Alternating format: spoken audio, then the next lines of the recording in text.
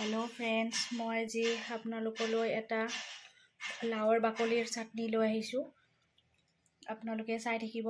এটা লাও আনিছিলো, লাওটো কোমল আছিল, সেই কাৰণে মানে বাকলিখিনি চাটনি বনাম বুলি ভাবিলো।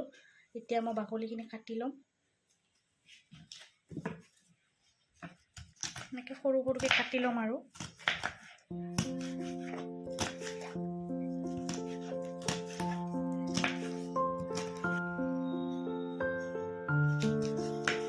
গোটেইখিনি সৰু সৰু টুকুৰা হ'লে হ'ল আৰু তাড়াতাড়িকৈ কাটি লৈছোঁ।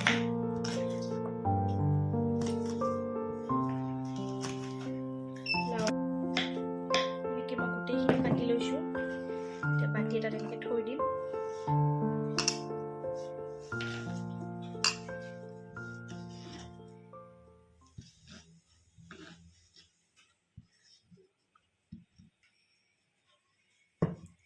তাৰপিছত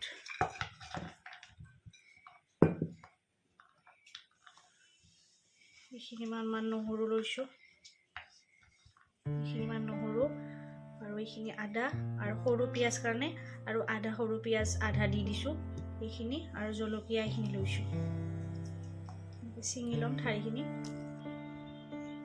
এইখিনি মই ধুই লৈছিলোঁ। এতিয়া মই পিঁয়াজটো কাটি ল'ম সৰু সৰুকৈ।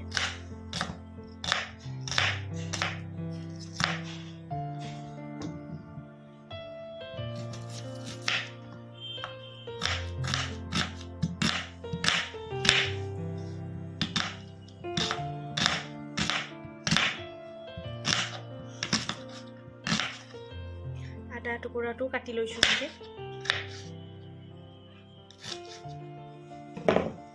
এতিয়া মই বাটিত গোটেইখিনি লৈ ল'ম। মই গেছটো অন কৰি ল'লোঁ। তাৰপিছত কেৰাহীটো গৰম হ'ব দিছোঁ। কেৰাহীটো গৰম হৈছে। এতিয়া অকণমান তেল দি দিম। আপোনালোকে চাই থাকিব কিমানমান দিছোঁ। ইমানমান তেল দি দিছোঁ।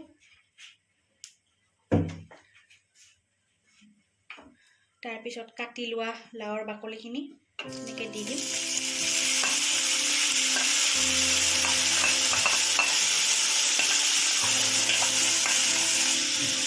বাকলিখিনি মই ধুই লৈছিলোঁ। তাৰপিছত মই এইখিনি দিম। আদা নহৰু পিঁয়াজ জলকীয়া গোটেইখিনি এনেকৈ দি দিছোঁ। তাৰপিছত সোৱাদ অনুসৰি নিমখ দি দিছোঁ। তাৰপিছত মই এনেকৈ লৰাই দিম।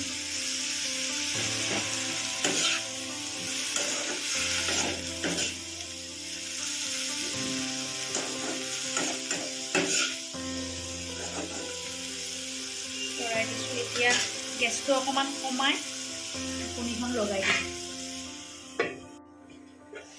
ঢাকনিখন গুচাই এনেকৈ লৰাইছোঁ। আপোনালোকেও এনেকৈ লৰাই দিব। তেতিয়াহে সিজিব ভালকৈ। এনেকৈ লৰাই দিছোঁ। ঢাকনিখন লগাই দিম। এয়া চাওক, 5-6 মিনিটমানৰ পিছত মই এনেকৈ লৰাইছোঁ। এনেকৈ চাই ল'ম। এয়া সিজি গৈছে, ধুনীয়াকৈ সিজি গৈছে। এতিয়া মই গেছটো অফ কৰি দিম আৰু 10 মিনিটমান ঠাণ্ডা হ'বলৈ এইখিনি এৰি দিম। 10 মিনিট পিছত এইখিনি ঠাণ্ডা হৈ গৈছে। এতিয়া মই এনেকৈ জাৰত দি দিম।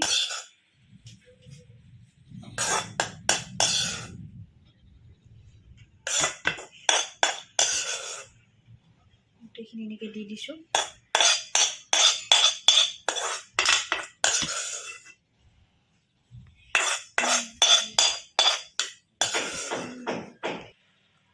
মই ঢাকনিখন লগাই দিছোঁ।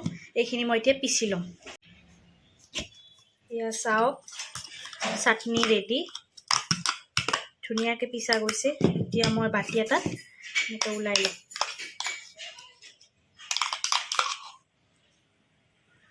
আপোনালোকেও খাবচোন। কোমলীয়া লাও আনিলে বাকলিখিনি এনেকৈ চাটনি বনাই খাব, খুবেই ভাল লাগে। মই আনিলে এনেকৈ বনাওঁ। ভাতৰ লগত চাটনি এখন থাকিলে খাবলৈ খুবেই জুতি।